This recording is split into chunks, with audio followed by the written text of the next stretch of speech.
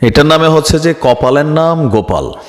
কপালে থাকলে ঠেকায় কে? তবে এই কপাল তৈরির জন্য কিছু কিছু মানুষের দরকার লাগে। কথা বলছি আমরা বাংলাদেশের এক সময়ের খুবই দাপুটে একজন পুলিশ অফিসার ডিবি হারুন, ভাতের হোটেলের সেই আলোচিত ডিবি হারুন। জুলাই আগস্ট এই অভ্যুত্থানের মধ্যে বেশ কিছু ঘটনা ঘটেছে, যার মধ্যে অন্যতম প্রধান একটা ঘটনা ছিল আসিফ, নাহিদ, তারপর হচ্ছে যে সার্জিস, হাসনাত, তাবাসসুম সহ সম্মতি 5 থেকে 6 জনকে এই আন্দোলন চলাকালীন সময়ে, যে তাদের উদ্দেশ্য কোটা আন্দোলন না, তাদের উদ্দেশ্য হচ্ছে সরকার পতন, এরকম কিছু কিন্তু আমাদের গোয়েন্দা সংস্থাদের কাছে রিপোর্ট ছিল। তো প্রথমে নাহিদরে তুলে নেওয়া হলো। আমি নিউজটা করছিলাম যে নাহিদ নিখোঁজ, তাকে পাওয়া যাচ্ছে না। এরপর একদিন পরে পাওয়া গেল, তাকে মারধর করা হয়েছে। এরপরে আসিফ নিখোঁজ হয়েছিল, তখন আমরা এদেরকে চিনতাম না। পত্রিকা ঘাইটা, ছবি ঘাইটা, অনেক কষ্টে এদের ছবি কালেকশন করছি।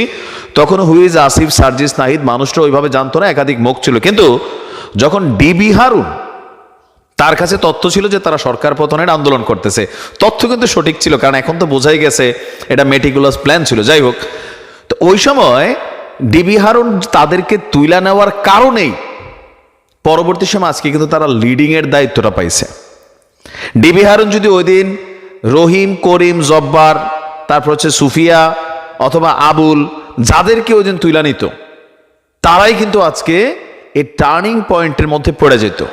কারণ এই 5 জনই যখন আপনার ডিবি হারুনের অফিসে আটকে গেল, আমরা নিউজ করলাম, মিডিয়া কাভার করলো, এই 5 জনের মুক্তির জন্য আসিফ নজরুল সেখানে গেলেন, বড়ি সোহেল ভাই গেলেন, সোহেল তাজ ভাই গেলেন, আরো অনেকেই, ঢাকা ইউনিভার্সিটির কয়েকজন শিক্ষকরা গেলেন।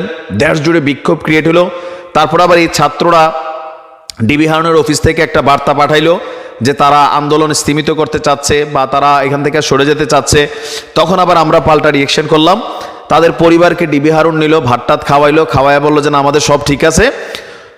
এই টোটাল প্রসেসিংটার মধ্যে এই 5 সমন্বয়কের কিন্তু কপাল খুলছে, যাদের মধ্যে 2 জন উপদেষ্টা, মাহফুজ তো হচ্ছে পিছন থেকে টোটালি গেম প্ল্যানার, আর বাকি 3 জন, তাবাসসুম মিনিমাম লেভেলে আছে, বাট বাকি 2 জন আজকে পুরো বাংলাদেশকে লিড করছে। এখন রাজশাহীতে আজকে আমরা দেখলাম বৈষম্য বিরোধীর যে কমিটি, সেটা স্থানীয় সমন্বয়কদের তোপের মুখে এই কমিটি স্থগিত করে দেওয়া হয়েছে। কেন? তাদের দাবি হচ্ছে যে কেন্দ্রীয় কমিটি এখান থেকে বৈশা বসে এরা সিদ্ধান্ত দিচ্ছে, এরা কি জানে লোকাল এরিয়াতে কারা কোথায় নেতৃত্ব দিছে? এরা ওইখান থেকে কে সিদ্ধান্ত নেবার? কিন্তু যে কোনো একটা সংগঠন সিস্টেমে চলে। এর উপর আহত নিহতদের যে বক্তব্য যে আমাদের রক্তের উপর দিয়েই তো বাবা তোমরা আজকে এত বড় বড় পদ পদবি, গাড়ি বাড়ি, হ্যাঁ মানে আপাতত পাচ্ছে তো, সরকারি বেসরকারি যাই হোক, এই লাইফটা তোমরা এনজয় করতেছো। ওই দিন যদি তোমাদের জায়গায় আমরা থাকতাম, যে কোনো কেউ, ডিবি হারুন ওই দিন যারে আলগি দিত তারই চান কপাল হয়ে যেত। বাট ওই মুহূর্তে ডিবি হারুনের অফিসে মানে তুইলা নেওয়া মানে হচ্ছে ভয়ঙ্কর মৃত্যুকে আলিঙ্গন করার মতন একটা ইস্যু কিন্তু ছিল। এখন এই যে আমাদের সমন্বয়করা যারা এখন বড় বড় পদে আছেন, আমরা আমাদের এই ভিডিওগুলোর উদ্দেশ্য একটা জিনিস থাকে যে সর্বপ্রথম এজেন্ডা ছিল, সর্বপ্রথম আহত নিহতদের ক্ষতিপূরণ দেওয়া, চিকিৎসার সুব্যবস্থা করা, ওই পরিবারগুলোর খোঁজখবর নেওয়া। প্রতিদিন আমরা পত্রিকা খুললে দেখি জুলাই অভ্যুত্থানে আহত, এদের এখনো কোনো খবরই নেই, এদের কাছে কোনো সাহায্য সহযোগিতা দেয় নাই। যেই পরিমাণ টাকা জুলাই আগস্টের ফান্ডে আছে, এটা দিয়ে স্বর্ণের প্রাসাদ বানানো যাবে। প্রশ্ন হচ্ছে টাকাগুলা কেন বিতরণ হচ্ছে না? বরাবরই আমরা একই প্রশ্ন এই কারণে বলছি যে এই ছাত্রগুলা একাধিকবার মাঠে নামছে, রাজপথে নামছে, এটা তোমাদের জন্য লজ্জাজনক। কিন্তু যেহেতু তোমরা সামনে রাজনীতি করবা, রাজনৈতিক দল করবা, আমরা আলোচনা ফাইনাল দেখছি, সো সেই ক্ষেত্রে মানুষ তোমাদেরকে মূল্যায়নের প্রথম ধাপ হচ্ছে যাদেরকে দিয়ে তুমি সার্জিস, হাসনাত, আসিফ, নাহিদ বা আরো যারা আছে মেইন ক্যাটাগরির কয়েকজন নেতা, তাদের প্রতি তোমাদের মেন্টালিটি কি? জনগণ পরে যে মানুষগুলো রক্তের উপর দিয়ে আমি এসে আজকে এই জায়গাটা হোল্ড করতেছি, নয়তো আমার তো ভাই অটো সরার কথা, রিক্সা চলছি এতদিন, সাইকেল চাপছি, এখন আমার আশেপাশে কত কিছু দুনিয়া, কত নামি দামি বিয়ে আসতেছে, সম্বন্ধ আসতেছে, প্রপোজাল আসতেছে, তো ওই মানুষগুলোর প্রতি আমার কৃতজ্ঞতার জায়গাটা কোনটা? সার্জিস একটু সমালোচিত হচ্ছে জুলাই আগস্টের দায়িত্বটা ছেড়ে দেওয়ার পরে, কারণ সার্জিসের হাতে এমন কি কাজ আছিল যে জুলাই আগস্টের এই মানুষগুলোর কাজটাকে সে সলিউশন না করে সে রাজনীতিতে ঢুকে যাচ্ছে।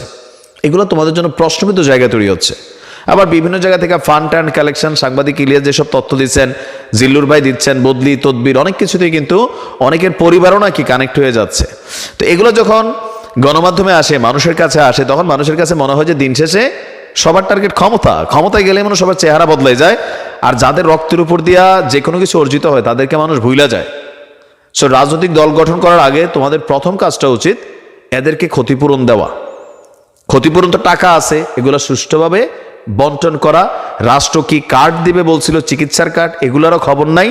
মানুষ কিন্তু এই যে একবার দুইবার তিনবার রাজপথে নামতেছে, তোমাদের প্রতি মানুষের বিরক্তি চলে আসতেছে, ভাবতেছে যে তোমরা স্বার্থঘটিত হাঁটা হাঁটছো। কারণ যাদের রক্তের উপর তোমরা, তাদেরকে তোমরা মূল্যায়ন করছো না, দেশবাসীকে কি মূল্যায়ন করবা? এই প্রশ্নটা তৈরি হয়ে যাচ্ছে। নিশ্চয় যারা দেখার তারা দেখবে।